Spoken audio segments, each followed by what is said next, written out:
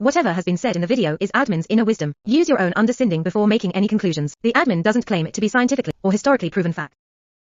पूजा करना, आरती, आराधना, अर्चना यह भारतीय सनातन हिंदू वैदिक संस्कृति में भक्ति योग का एक माध्यम था। जब आप किसी एक चीज की भक्ति में लीन होके उस परम शक्ति, उस परम तत्व को पहचानते हैं, जब आप समस्त चीजों को भूल जाते हैं, जब आप किसी एक चीज की भक्ति में लीन हो जाते हैं, तो फिर आपके सामने से यह जो सांसारिक दुनिया है, यह जो सांसारिक दुनिया का माया जाल है, ईश्वर ने हमारे सामने यह कंप्यूटर जनरेटेड ग्राफिक, यह जो माया का संसार बनाया हुआ है, यह माया अपने आप छट जाता है, यह माया अपने आप भंग हो जाता है जब आप उस ईश्वर की भक्ति में लीन होके समस्त सोच आपके मन से दूर हो जाता है। तब आपको उस परमात्मा का आभास स्वयं के भीतर होगा। अपितु वर्तमान समय में हमने भक्ति को, पूजा अर्चना आराधना को बस आरती तक सीमित कर दिया है। और कुछ प्राचीन काल के बाबाओं ने, जो अभी के बाबा के समान ही थे, जो ओरिजिनल ऋषि मुनि और संत नहीं थे, जिन्होंने आरती लिख दिए, जो करे तुम्हारी आरती सुख संपत्ति पावे। तो हमारे यहाँ सुख संपत्ति, धन संपत्ति और मेटेरियलिस्टिक सुख भोगने के लिए भक्ति नहीं किया जाता है। सनातन वैदिक संस्कृति में भक्ति किया जाता है उस परम तत्व का ज्ञान करने के लिए। भक्ति एक मार्ग है। जैसे टोटल 3 मार्ग बताए गए हैं शास्त्रों में, भक्ति योग, कर्म योग और ज्ञान योग। और इस तीनों योग में से किसी भी एक योग का साधना करके, किसी भी एक रास्ते पे चल के आप जीवन के परम लक्ष्य मोक्ष तक पहुंच सकते हैं। आप परम ज्ञान, आत्मज्ञान कर सकते हैं। और हमेशा से ही लोगों को जो लगता है कि यह जो सनातन संस्कृति है, यह जो सनातन वैदिक धर्म है, यह सिर्फ भारत तक सीमित है, ऐसा नहीं है। यह प्राचीन काल में संपूर्ण विश्व तक फैला हुआ था।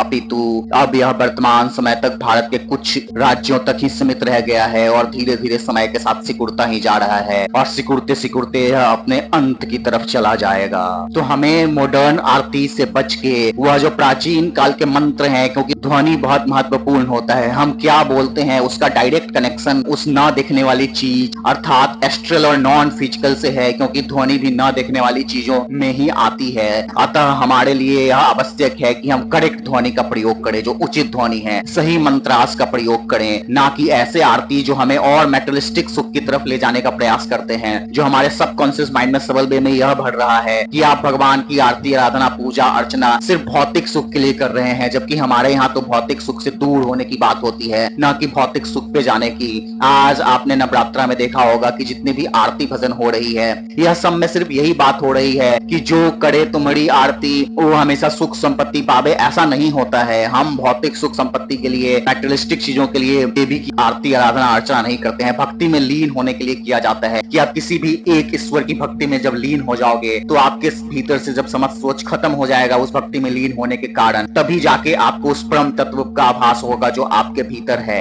मित्रों, ऐसे ही ज्ञान की बातों के लिए आप हमारे चैनल से अवश्य जुड़े। यह वीडियो देखने के लिए आप सबका हृदय से धन्यवाद।